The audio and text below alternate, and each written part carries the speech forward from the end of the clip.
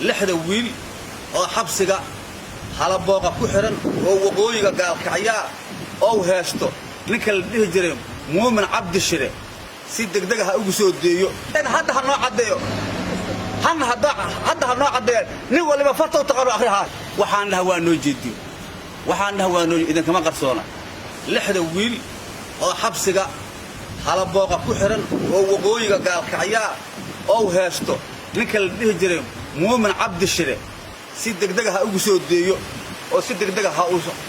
ah u keeno maxkamadda federaalka si degdeg ah ugu soo deeyo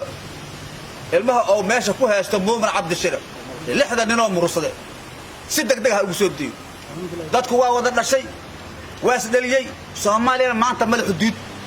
sharci darro ku heestaa in muddaha u heestaa wax shaqaya shughul ku mala waxa la wuxuu ku sheegayo si degdeg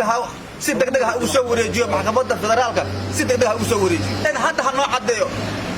hadda ha noo cadeeyo nin waliba farta u taqaano akhriha waxaan halkan u taaganahay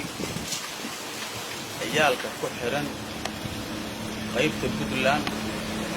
ee waqooyiga gaalkacyo ciyaalkaas oo in muddo xiray oo wax maanta aan lagu haysto aan kana gareerin oo ninka la dhihi jiray in muddo meesha ku xiray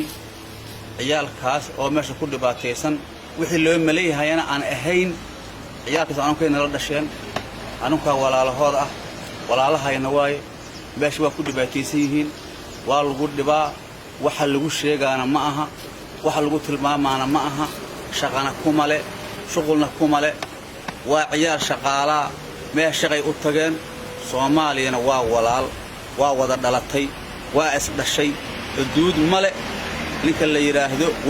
waa isu kala goostaa waa is wada dhashay Soomaaliyana in saakay ninka la dhihi jiray nin walba meesha oo rabo oo degiyaa nin walba meesha oo rabo tagaa wax dhibaatana male waa isla wada dhalatay Soomaaliya xuduud maanta xuduud male ciyaalkaas meesha ku dhibaataysan ee meesha lagu masabitay ee waxa lagu tilmaamaa aan shaqo ku lahayn ciyaalkaas maxkamadda federaalka ha loo soo gudbiyo dadku waa wada dhashay waa ehel ciyaalka meesha ku dhibaataysan waxa lagu tilmaamaana wax shaqo ay ku leeyihiin male wax shaqo ku male anunkeena la dhasheen